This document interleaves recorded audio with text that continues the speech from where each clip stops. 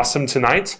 I hope the snacks were fire. I hope your seat is comfy. Listen, I am sure an awesome person already stood up in front of you multiple times this month and told you about this, but I'm going to say it again anyway because it just really sticks, March Rush is next week. Rush is awesome, but this isn't any ordinary Rush. This is Camp Rush. We're doing everything camp, outdoor rec games, camp style worship, a message with the camp theme, bonfire in the church, bonfire worship. We're talking all about the details of Chaos Summer Camp. It's going to be an incredible night. We want all of you to be there. We're even opening registration that day so you can see how incredible camp it will be, and then you can register to secure your spot that night. And if you register the day of, you get a sweet discount. Listen, it's going to be amazing. And your parents are invited. Don't worry, we'll have a parent section so they don't cramp your style. But we want your parents to see how amazing Chaos Summer Camp is going to be. And we want them to be able to have any questions they might have be answered. Also, here's what I want you to do. Look to your left. Now look to your right. What friend is missing? Okay, what friend isn't sitting by you right now that you just gotta have with you at camp? Then make sure they're there next week. And then, of course, make sure they're there at camp. But that's a few more weeks away. So, okay. Enough about the absolutely incredible night we're going to have 7 days from now. Let's keep talking about community. Community is a group of people who share something in common, moving in the same direction. And that's what we are at Chaos. We're a group of people who have something in common. His name is Jesus, and we're moving in the same direction. We're trying to move in the direction of Jesus. We are following Jesus. So we're talking about what it looks like to be a group of people who love and follow Jesus together. Because the Bible has a ton to say about that. Community is really, really important. You and I weren't designed to be alone. We were designed for relationships, for friendship, to be a part of a family. We were made to walk through this together. So we want to make sure we're walking together in the right way, in a way that is best for you and for the person sitting next to you. So week 1, we talked about love. We talked about how love is the most important value of an authentic community because everything builds off of it. So we have to love and care for each other as the family of God. And then last week, we talked about vulnerability. We talked about how once we have shown we love and care for each other, we should be open and honest. And it may be scary, but nothing grows in a comfort zone. And in order to grow and move forward, we have to be willing to be honest and genuine and vulnerable. Because when we are, we will see growth.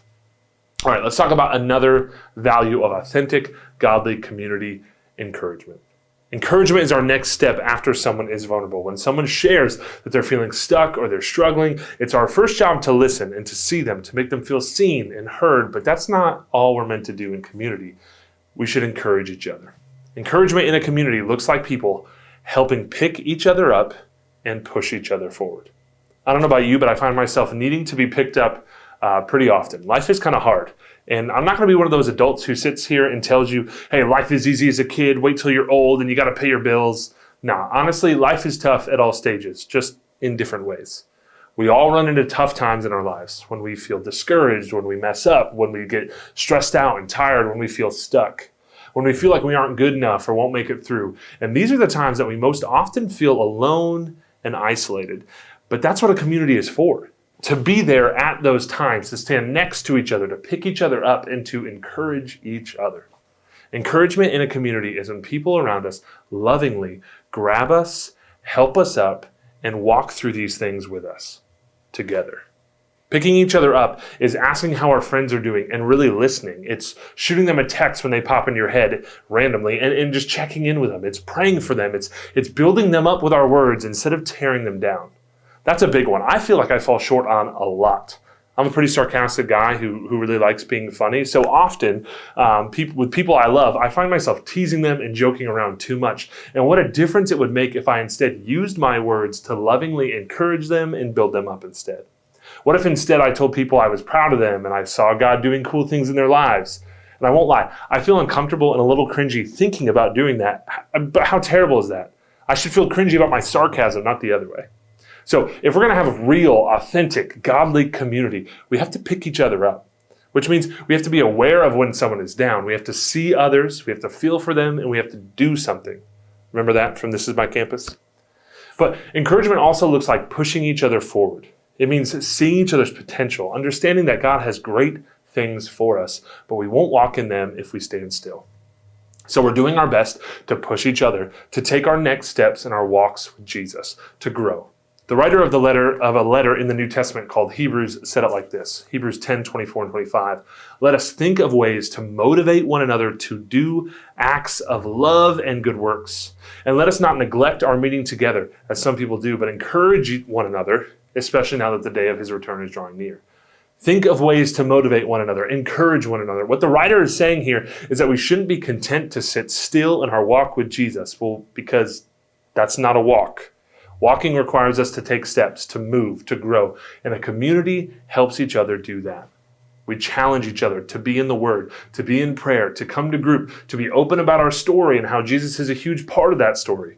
We remind each other of what we were called to do, that we as followers of Jesus are meant to be different. We aren't meant to blend into the world around us. Instead, we are called to walk like Jesus, to be different, to love and care for people in a way that's different from those around us, to have a joy and a hope that makes no sense, to be light in dark classrooms, hallways, fields, and gyms.